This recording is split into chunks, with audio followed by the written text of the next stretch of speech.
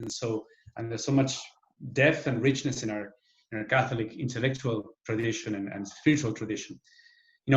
It's always difficult for me to be in front of a camera for this kind of talks. You miss the warmth of the audience, and so I'm very happy that Ignacio's here in the room, and he also brought two friends that are here with me. Okay, so I have a live audience, so it makes me feel like. But no, honestly, it's seriously now. It's so good to be here back at St. Michael's, and also to welcome some friends who are joining us from different places around the country and relatives. So let me begin with a few remarks by kind of placing this in context, and then we'll dive into the three stages. So the first thing to say is, obviously, many of us are thinking that for a long time, with all this situation of the pandemic, maybe with the mask, we've kind of taken things for granted, like as if, oh yeah, whenever I can go to confession or go to mass. And after a while of not being able to access those things or not having, that contact with each other, we realize what of a privilege it is, right? What of an offer and a gift it is to have the Lord there and this open doors for us. And at times, in the most cases, really, it's our willingness or lack of it that determines whether we'll grow or not, right? We're also now going through all these days of this topic being brought back to the table again, of social divisions, in racial injustice, racism, and the need for reconciliation, and I think that, among the many things you can point out to as root causes, it's also a spiritual problem. It's also like a need to go back more deeply, go back to God, and therefore accept our fellow human beings made in the image of God. I think it's also a spiritual problem at the root. And so in talking about these things, we're not like sort of escaping the situation. We're not like trying to find some place in the clouds to hide from our concrete situation, but I think we're dealing with it too. And if we didn't deal with it spiritually, there's something missing to what's going on. Now, I also talk about this topic of the development in the spiritual life because in a lot of circles you'll hear a lot about conversion, right? When did you encounter the Lord? In many Christian groups, that's the staple. When was your conversion? Tell me your story, and that's great because I love conversion stories, as I think many of you do. But something could be missed, and it's that the conversion is not the end of the road. Conversion is the beginning of the journey. Okay, it's not that when you reach conversion you're done. And actually, there's a difference in theology there with some Christian groups. So it has to do with a theological difference too. That in a sense, when you convert, you're given a field to cultivate, right? You're given a field that you have to harvest something. You have to cultivate it. You're not given like your final destination, so to say. You're given something that you have to kind of keep working on. And you can tell the difference when someone is grown in the faith or when they're just getting started. For example, one sign of this is how faith is central to their lives. Through the years, I've done many weddings, and I was always pleased when I've had the chance to do a wedding of people who are really involved in our community and very connected. And I'm talking, some of you are here actually, that many couples, they made this kind of request from me, which is not very common, but when it happened, it was quite amazing to see. They said, Father, before the evening before the wedding, maybe after our rehearsal dinner and all that, we'd like to, if you could do some adoration for us. And I would do that, and not only they would come as a couple, but also many of their friends, many of the groomsmen, many of the bridesmaids, many people in the family would just come for an hour of adoration. And I was, impressed because, I could tell, these people are not just there because this is mandated by the church in any way. They have this hunger for Christ. They've grown, and so they want more. So you get a sense when you see that there's more to Catholic living than just checking the Sunday Mass box. Like being super Catholic is not just, I go to Mass on Sunday. That's pretty good. But actually, there's a growth, and spiritual life is not only the Eucharist is a high point, obviously, but it's also about our interactions with other people, and our outlook on life and society, our personal discipline, our self-improvement, personal prayer time, how we handle money and material things, how we plan for our future, our interactions with family, and so on and so forth. You know, spiritual life kind of encompasses all of this, because when you reach something so deep as our relationship with God, that affects everything else. And that's what we intend to do here at St. Michael's as a community of faith. We want to create a community of believers that are so on fire with Christ, and so that every aspect in their lives is impacted by this, that people are drawn to this. They say, what's going on here? These people have this fire and this energy and this joy that is contagious. Well, that's what we want to create.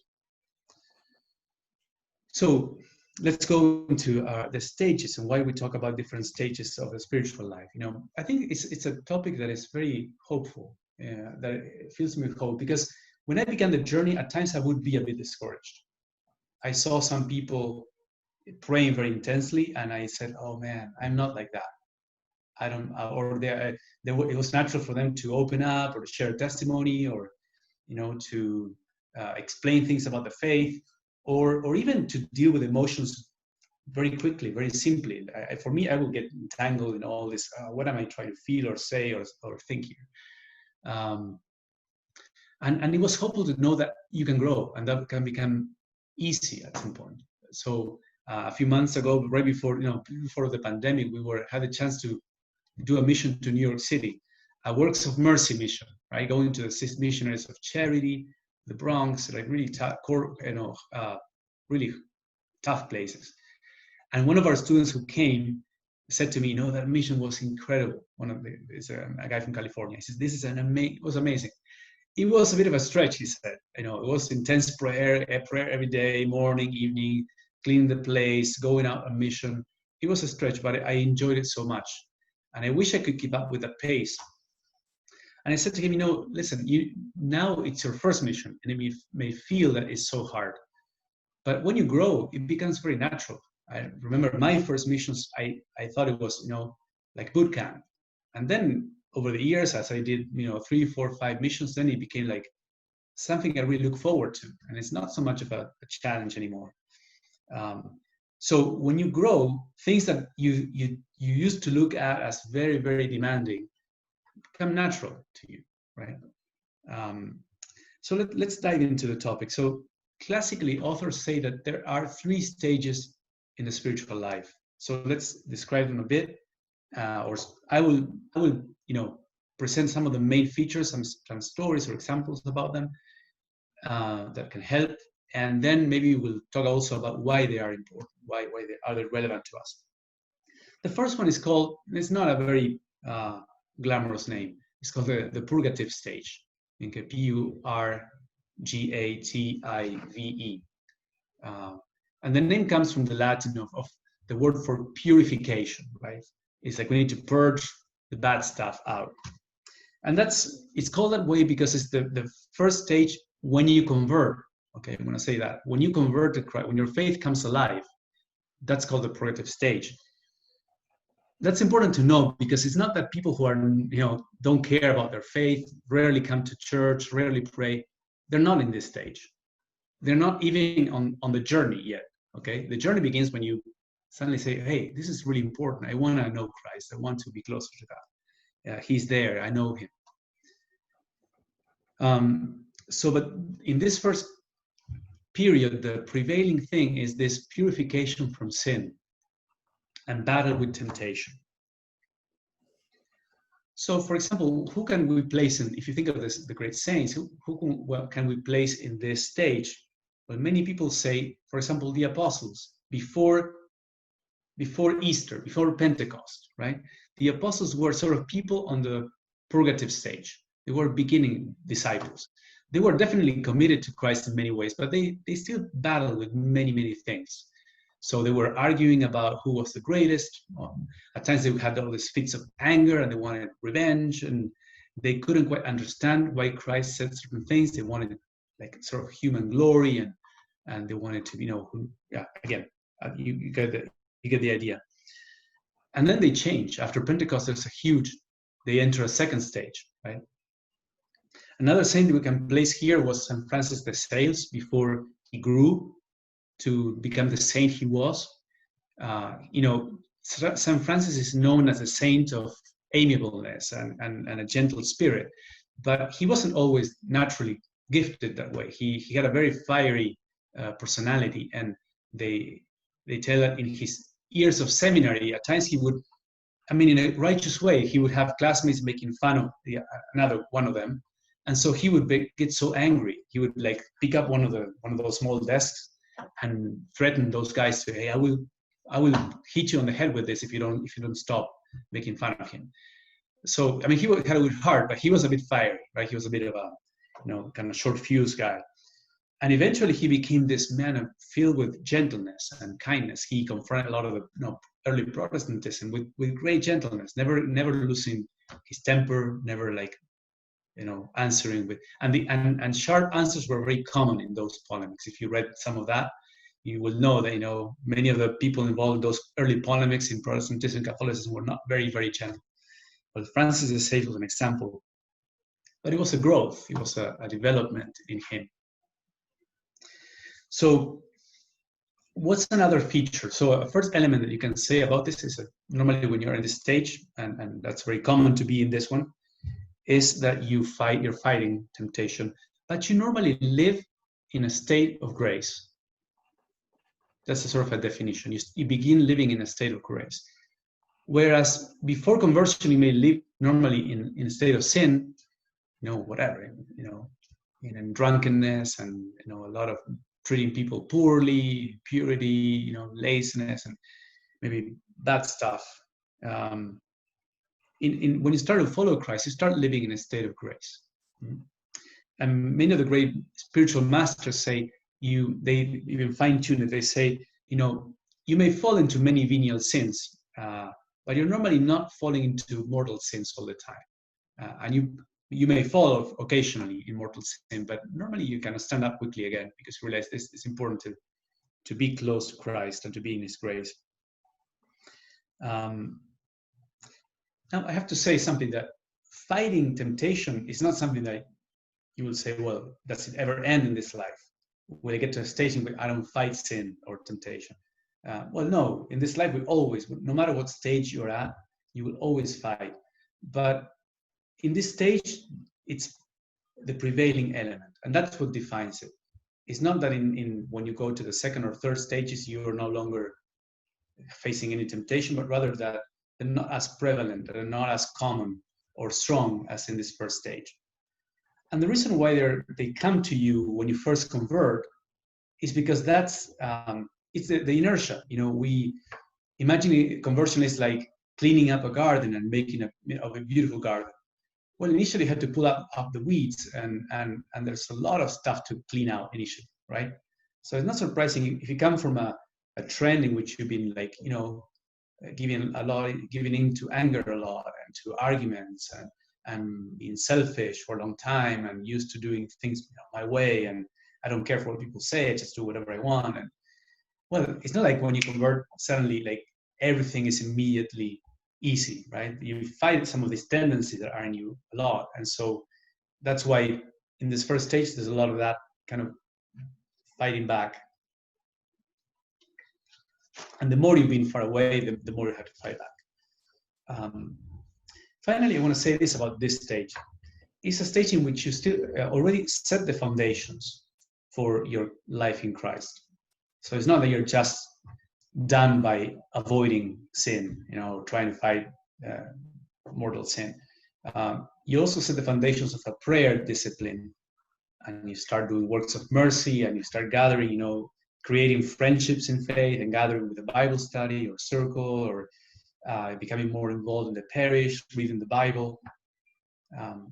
You start working on some, you know, personal discipline and development, because this is needed to overcome temptations. Also, to start this new life, you kind of need these elements.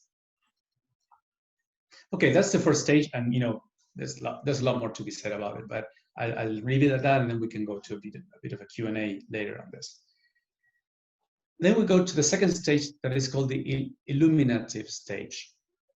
Illuminative Stage, Illuminative, which is easy to read. It's about light. It's about being illumined. The prevailing element on this one is to imitate Christ and grow in virtues. Okay, so grow in the virtues that you see in Jesus. And by the way, it's not like you leave purification completely behind, but it's like I like to say. Let me use this. It's a silly analogy, maybe but I know one of the drinks that we drink in Argentina. One of our favorite things is mate, right? And for mate connoisseurs, for people who know about mate, there's three components in mate when they have the leaves. So there's the little stems, the leaves, and the kind of very fine powder. And the quality of a mate is how you balance these different elements. Okay, there's mate that has more leaf, the mate that has more stem component, and so on. So these different stages are like that. It's like the difference between them is not that they are completely different. They're made of the same stuff, but there's one element that is the one that prevails or stands out in the flavor. Okay, so in the illuminative stage, it's like the purification element kind of goes to the background, and the positive element of growth in virtue takes the center stage. So there's an element that you still are fighting for some purification and battling temptation, but it's a battle more directly with venial sins. Person who has grown more in this area, is more I would say seldom falls into mortal sin. It's not as common, but you can still fall into a lot of smaller sins all the time. That are still need to fight back, and you still especially need to fight the roots of this. You've cleared your garden, it's now a great place, beautiful garden, but maybe a lot of the seeds or roots of those old weeds are still there, so they keep coming up from time to time, and it's a slow process to uproot all the roots of pride or anger and greed and so on. They're still there, so they can sprout from time to time, but it's not like whole huge plants that are on the way. An example of if you want to think of a saint that stands out as a good illustration for me was Pier Giorgio Frassati, the blessed Pier Giorgio Frassati, who died young. He died early on in life. He was a lay person in northern Italy. He was the son of a very wealthy family, a senator, and a woman who was an artist. So he had a very kind of privileged upbringing. He was very, very strongly Catholic. He was very popular. He loved hiking and mountain climbing. And he lived in a beautiful area of the Alps, so he had a great, great setting to do that. He was very prayerful, and many people knew him for his intense prayer life. And also, he was really a good friend. He had this tremendous gift of sociability and friendship. He was the worst. He was always playing like practical jokes on people in a good natured way. Like he was always kind of the prankster, if you want. He loved to sing out loud, even though he was not a good singer. And one thing that really made a difference is that he had this great love for the poor. And his family wouldn't quite approve of that, so he would a lot of his almsgiving, he went out incognito. He would just put on this old coat, and he would be called Brother Jerome, right? So he would go by this kind of nickname and go out into the city to find people who were sick or elderly who were homebound. And he brought them, the meds that they needed, like food, whatever. He went and prayed with them. He had like a sort of huge support system just based on himself and other friends who he started to recruit to help him. Well, it's said that when he was around 24, he contracted polio and died in a matter of days. And up to the final day, it was July 4th, Friday, he still said, he was in his bed, in his deathbed, and he said to one of his friends, this medication is for Mr. So-and-so, and for this, you get this to this person, give them this message. To the very end, he was doing that. And it is said that when he died, then they had this funeral mass, And the family was a very important family in Milano. They were surprised to see so many poor people come out of the woodwork, and they said, "Where are these people coming from? Like, how did they know our son?" And the people coming from the poor neighborhood said, "Oh, Brother Jerome was the son of the senator. Oh, wow." I mean, they were like this. It was this like freeze moment from both ends, and it was a crowded. I mean, people were lining up in the streets to kind of to say farewell to this great young man. Well, obviously, when you look at this life, and there's many saints that I could point out to, but really like his life.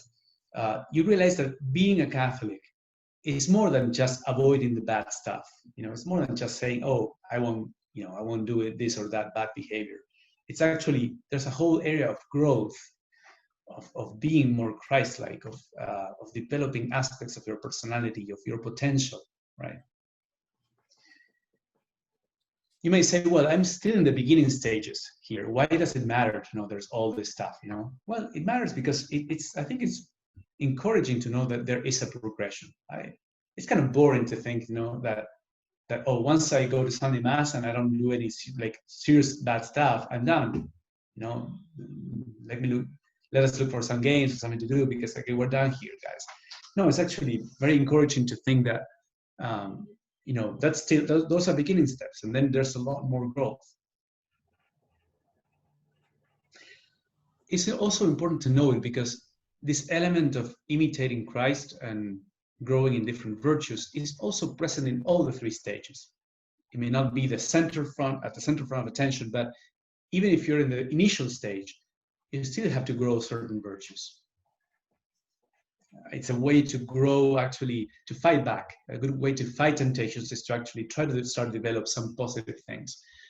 For example, to go to the poor and help them, and seek to do works of mercy, to actually grow in the habit of prayer and in that discipline, to fast, to grow in friendship with other people, to work on the intellectual side as well, read good stuff.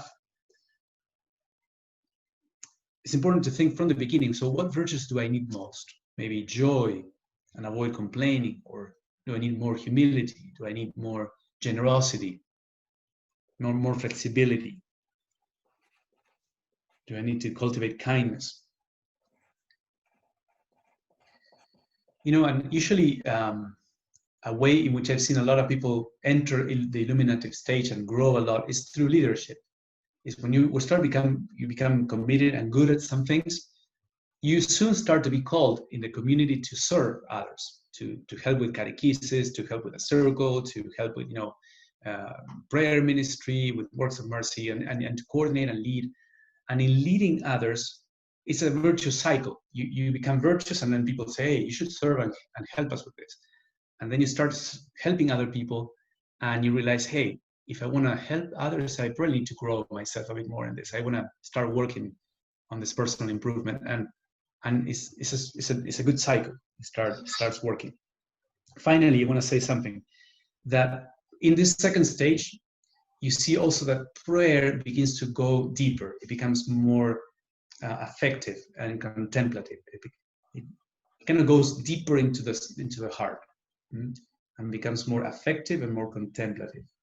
Less of a drill, less of a sort of exercise in which you think and recite the prayers, and more of a heart union with Christ.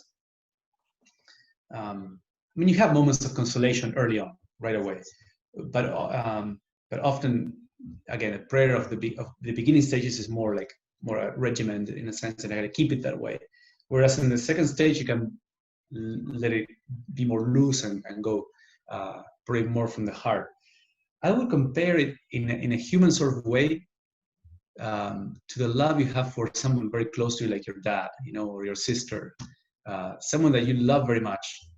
And there's no way you can stop loving this person. But at the same time, if I ask you, do you have a lot of feelings for that person? Like, you see a lot of this suddenly burst of emotion for your dad? Most people would say, well, not really. It's this deep love. I just love the man, but it's not like I have a heart throb whenever I see my dad.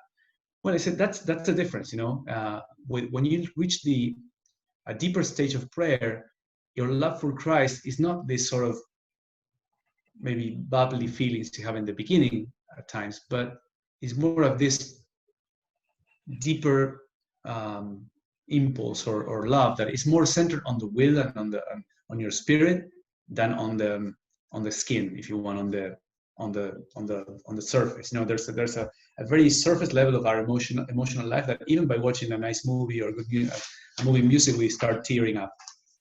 Well, that goes away in a second, but there's a deeper level of love that is more centered in the heart and the spirit that may not be as teary at times, but it's very deep. I mean, you would never dream of not loving my sister or my brother or my mom, and yet that love is very subdued in a sense. It's not very emotional in a sense. Well, that's how our connection with Christ becomes also over time. So the third stage and final one is the unitive stage. The prevailing element in this one is union with God. Is that more immediate union with God. Many of the saints who reach this stage manifest some sort of mystical phenomenon or ecstasies, right? Or being transported, for example, St. Catherine of Siena, it is said of her that whenever she received communion, she would go into these ecstasies. She would be so intensely taken by the love of God in that moment that her senses would be suspended, like her external and internal senses would be kind of suspended in that moment. Not because her body wouldn't function, but because, when some activity takes the core of your being so strongly, it's like your energy is sucked into that, and you blank. You don't perceive things around. There was a lady in her time that apparently was a bit jealous of this. People would flock to Mass just to see St. Catherine receive communion, I mean, it would be more helpful to go and receive communion, but the people would go just to see her receive communion because they were like, look at her. And there was this lady there that was a bit kind of jealous of all that. And so she said, no, she's a fake. She went with a needle, and one day, while she was in this ecstasy, came from behind and kind of thrust this needle into her foot and thinking she would jump, and St. Catherine didn't move. And then after a while, she came to her senses back again, and then tried to step back to stand, and she kind of bent in pain, and kind of she knew who it was. This is this lady, I knew who did this. Saint Teresa of Avila also, basically she was one of the great mystics who outlined how this unitive stage takes place. It comes after a long time of purification and growth in virtue, right? So few people reach this stage in this life, I would say. In heaven, we're all called to live in that deep union with God. But in this life, it's something that I think few people receive. St. Teresa of Avila said, it starts with this moments of very profound union with God, especially in those degrees of mystical prayer. But then you reach a stage, St. Teresa calls it like a mystical betrothal. And she says, it means that you maintain that level of union with God without your senses being suspended. So it's like you experience the same joy and peace of being in that profound union with Christ in your will, but you're still interacting normally with people around you. And, that's how we can imagine St. Teresa at the end of her life, or St. Paul, or people of that very, very high holiness. Now, even if not all of us get to that stage, few people do in this life, it's still helpful to know that exists, because those great saints and those mystics are a sort of beacon. They're out, they're like a peninsula into the ocean of God. They point and say, look at how deep you can go in this.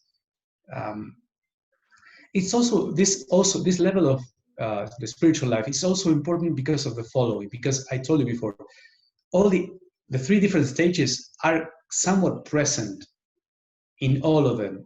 So even when you're a beginner in the spiritual life and you can be converted, you already have some elements of union with God.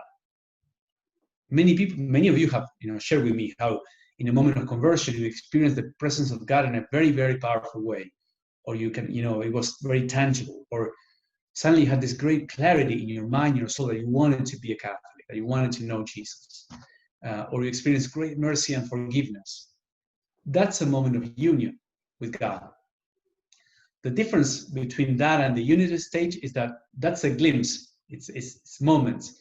Whereas in the unitive stage, you reach more like a stable thing. Okay, that becomes more of a regular thing instead of being just a few glimpses. Okay. Some people might dismiss these things as emotional, but it's not just pure. When it's authentic union with God, it's not pure emotion. The core is the Holy Spirit being poured into your heart, the love of God being poured into your heart. And of course, that kind of resonates with emotion, but it's more than just an emotional thing, okay? And people can tell because the joy, I don't know, the peace and the resolution it gives you is not like just any other normal emotional thing, okay? Without this, if you even in the beginning stage, if you didn't have this element of union with God, there would be no drive. Who would want to, deny himself, herself in all these ways and take on all these different disciplines and know that you may be even criticized for doing that? I mean, who would take that on if there was not some great like light or promise behind it? And the way you notice that is because even from the start, you sense, there's a hidden treasure here. There's something here that is so profound and intense and worthy of being of love and amazing that I want it. Now, from the outside, people who have never experienced that kind of thing, they think it's unreal. That's why they kind of make fun of it, or they think they're brainwashed or something. They've never seen that. But once you taste the goodness of God, it's like, it's worth giving up other things. Okay, so to conclude, a few final remarks here. Why this is relevant to us? Let me say a few things. Because it reminds us that we always need to seek growth. And it's good to know for that, to know what the road ahead looks like. It's good to know. Kind of, okay, give me a map of the road. Okay, I want to know kind of what the destination would be like. What do I have to go through to get there? Otherwise, people can easily plateau once they reach, okay, more or less, I'm a decent person. I don't kill people. I'm not, I'm not stealing. I'm not a jerk. I'm more or less praying and going to mass. That's it. I can feel that I'm good enough. And so to know this map and to know the stages helps you to realize, well, no, there's much more to it. A second conclusion that I've learned as a good law for the spiritual life is that if I'm not growing, I'm losing ground. I'm going back. Okay. In the spiritual life, I need to be always growing in some way. It's like plants that are alive. Always, you always see new sprouts in the spring. The way to tell us that a plant is dead is spring comes and there's nothing green, no shoots. Well, that's a bad sign, right? It's just dead. So whenever my heart is not producing new growth and new sprouts in some direction, I'm losing ground. I'm going back. There's no, I stay right here. I feel I reached this stage or reached this moment, and I think I'm pretty good here. I don't need to do anything else. That's a recipe for going back. And finally, is when you grow spiritually, it is like a scientific. It happens always. You draw other people to grow as well. When you're growing, you are drawing other people to grow with you. You will exert an influence over other people. You will radiate this light of Christ. People will not be indifferent. Even if you're just saying, I do this, I'm reading the Bible. Like suddenly something will impact people in your family or friends. So let me conclude with a few words of John Henry Newman here, as honoring what Michael said. Newman said about personal influence, we shall find it difficult to estimate the moral power which a single individual trained to practice what he teaches, may acquire in his own circle in the course of years. The attraction exerted by unconscious holiness is of an urgent and irresistible nature. It persuades the weak, the timid, the wavering, and the inquiring, and it draws forth the affection and loyalty of all who are in a measure like-minded. Okay, so let's go to some Q&A. So quick notice on how we'll do the Q&A. I think Father Ignacio mentioned he wants to give a little bit of a response to start. And while that's going on, if you have any questions, you can type them into the chat, and then I'll read them off, and Father Lucas can respond that way. Well, I was not gonna give so much a response, but maybe some questions to warm up the audience. There you also, Margaret might say at the end, but the idea is these sessions to be prompt and begin 7 p.m. and end 8:15 p.m. Today, because it was the first time, we are not gonna do the small group, so we have more time for Q&A. No, maybe two initial questions, Lucas, are one, like when we die, and hopefully we go and see the Lord face to face in the beatific vision, like, is that growth kind of keeps going, or growth is something that on this earthly reality? And the second question is, like, what is your experience like when it comes to the combination of like effort and grace, like what makes you grow in the spiritual life? Is it like, okay, I will just let God take over and ask the Holy Spirit to help me, teach me to pray?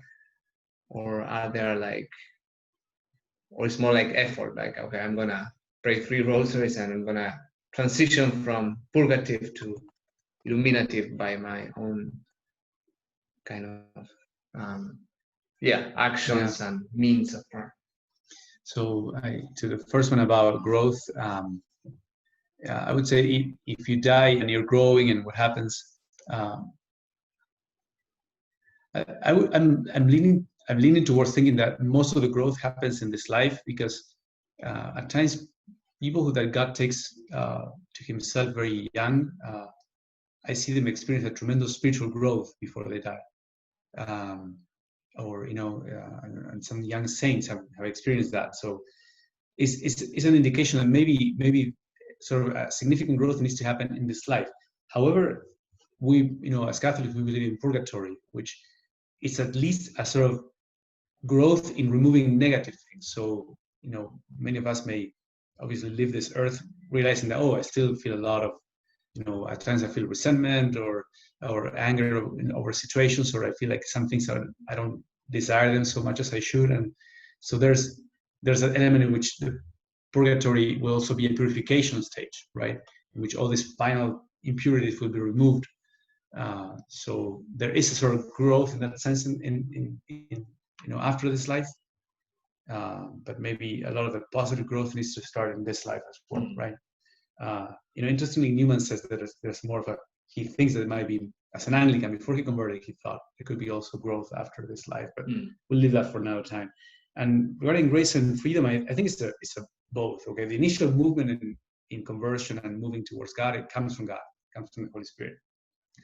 But once that initial push from the Holy Spirit that impulse is given to us, then I think it's a sort of ping pong game in which it's like we will hit the ball back and God puts it again on our side.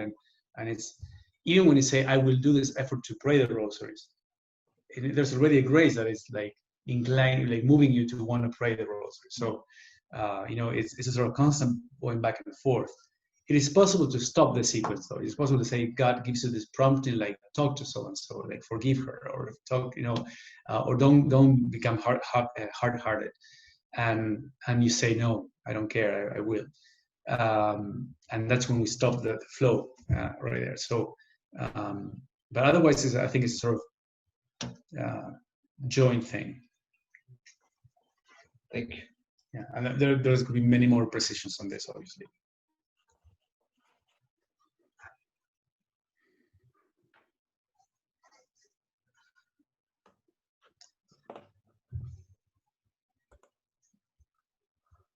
Yeah, so I think people want to listen, so they don't dedicate to putting a question out there. So if I could ask, okay. Yeah, ask go ahead, Michael. Yeah, sort of. I guess the question would be, I've noticed this in other areas of my life where you have a map and can get fixated on that and can start to judge reality from that standpoint.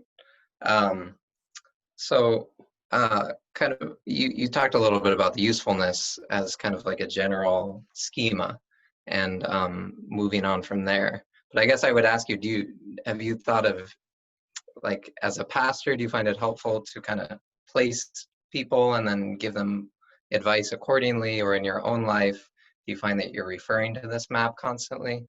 Or is it something that kind of fades away and then returns at different points? So, always one thing is to see the map, and the other is, one thing is to look at Google Maps, and the other thing is to be on the road or be on the landscape. It feels different, okay? It's beautiful to have both sides, but being on the ground feels, you have to make the journey of the spiritual life. It's not like by just looking at the map, you get a sense of what it feels like and what it is like. It's amazing, but you got to taste it. And the knowing this helps, it helps me a lot in the three elements, and there's obviously more complexity to it, but to know there's these three main areas of the spiritual life are there, and initially one is stronger, and then but they all have to be there. It's very important, right? Because what you need to in a community. It's important to create situations in which people can encounter Christ and experience that union with Him, because that would be like a sort of big bang in their lives. That would be a spark that will start everything else, and everything that happens after that, we have that deeper encounter with God. It has a different quality to it, and then it's about balancing these different things. A big portion of us, all of us initially are in the initial stages, so we need to know how to fight temptation, and I think it helps your preaching to realize, well, we all struggle with temptation. At the same time, you have to start bringing in the topic that it's important to cultivate the good things. So, yeah, it definitely helps you to guide a community, helps in your preaching, and helps you see what things you need to provide for to help people get spiritually fit. Thank you. Okay, so as it happens, we have now a number of questions coming in. So we'll ask Jeff Bafaro's first, which is, telling the story about how visible holiness is in the Middle Ages. Why do you think there were so many great saints, mystics, and thinkers during the Middle Ages?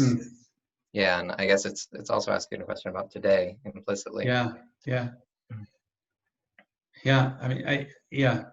I would say it has to do with the culture being so permeated by the faith. I think there was it has to do with such a pool of people, and also the fact that because of that, people also documented their lives so much. Saints are not lacking in any age. I think God sends saints and mystics in different periods, but I think in the Middle Ages and also in the Reformation period, right, it was a huge abundance of great saints. They were very much needed, and also, the culture was very especially looking. I think they get them. Maybe I'm simplifying here, but many people have argued that in the Middle Ages, people were much kind of thinking of eternity and God as the most important aspiration in life, and that was very prevalent. So that kind of prepared the ground for people cultivating holiness. There were also obvious downsides or difficulties in the Middle Ages. That it was a violent time in many ways. If our times are violent, so were the Middle Ages, But definitely faith was a staple at that time. I think that's something that enabled so many people to could take their journey of faith very seriously. Okay, well, here's a question that was just sent to me, but obviously with intentions to go far and wide. It seems like both stages may overlap at times, or all three stages may overlap at times. What do you recommend to escape spiritual droughts if you're, say, caught between stages? This question. Okay, that's a good question. So for periods of drought in which you realize, well, I don't feel anything, I don't. There's two reasons. The first one is it's important to examine whether that if I'm being a bit desensitized to spiritual things because I'm compromising. If I'm being a bit lax and I'm not quite avoiding occasions of sin. I'm not being quite charitable. I give into anger too much, and to put an example there. But at times, I can start compromising in an area and allow sin to kind of enter. And it's really hard to pray when you're angry, when you're argumentative in your head. It kind of blocks you from God many times. So the first thing I would say is, if you feel like you're a bit stuck spiritually, it could also be that my priorities, maybe my sin in this case is that it's like the parable of the sower. I don't really clear the ground and take away the thorns. It's like I don't have time for the relationship with God and to really think about my spiritual growth. So it's like the seed that has outgrown its pod, right? And so these things start choking the plant, and you feel like there's no growth. So maybe the first thing to do is to ask yourself whether I'm in some areas I need to invest more seriously in it, or uproot some sins that are blocking the growth. But then spiritual masters also say that it could be that at times you go through a dry period in your prayer, in your journey. It's like you don't feel as much, you don't feel that encouragement, because God wants you to grow, and He kind of sends that. He sort of removes some feelings of comfort in your prayer and so on, right? So you feel a bit lost suddenly, and that's actually a tool for growth in this case. Maybe you realize, oh, I'm not doing it. I mean, I'm praying as much as before. I'm being humble and kind to people, and I'm fighting temptations, and I'm not compromising on it. But you realize, well, maybe God is purifying me, because at times I can cling to this feelings, right? And in the end, sort of love the feelings more than God. And I love that I feel this way. It's like I love. It's a sort of infatuation period with God. Like, I love you, God, because you make me feel this way. And so God says, yeah, well, okay, great. I want you to love me not because how I make you feel. I want you to love me as real love. And so it's a sort of way of growth. It's a path of growth. Yeah, that's what I would say to that. So there's also the two possibilities. And someone was asking about 3 minutes. Okay.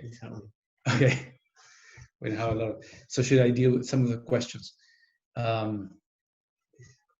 Okay. Let's go to this question. Are there specific writings from the saints that relate when they knew they had moved to the next stage in the spiritual life? Oh, wow. Are there commonalities in their experiences? Definitely when there's a conversion, yes.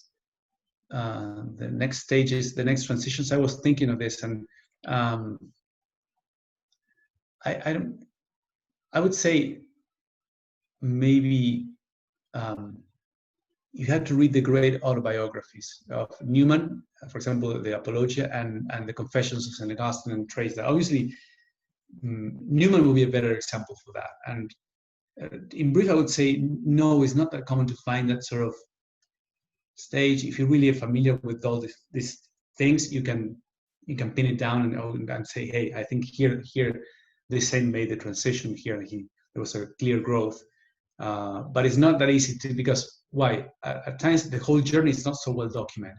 Okay, so they tell you about some significant moment. Like Augustine is all about his conversion for the most part in his Confessions. So he's not telling his journey after his conversion so much. Newman is, so there may be, but no, that's not very common to find, and that's why I had to kind of make an effort to find some examples here. But to even notice the transition it's not that common. But I've noticed in myself and in many people, you notice signs of growth and how people change over time and how they grow. So I wish I could point to more examples that you could read about, but maybe the Apologia by Newman is a hard book. It's a tough book though, but that would be one you can explore. Someone was asking about the Dark Night. The Dark Night is a sort of deep purification, but in there, okay, it's like it's for someone who's really advanced. So most people, when they're battling with some challenges or there is a dry moment in their prayer, usually it's not the dark night. It could be the dark night of the senses, which is our initial purification. But usually the mystics say that's when you're really growing and advanced. There's people like St. John of the Cross or Mother Teresa of Calcutta or such have experienced these deep nights, but it's not something that most of us have to deal with. Maybe the initial one is called the dark night of the senses, which means like, yeah, when those feelings of comfort are withdrawn in some way. I think we should wrap it up. Yeah. Okay, we'll go on to Margaret for the Margaret moment. That's All it. right. So many open questions. I feel guilty about that, but we are going to keep to time. So I want to close with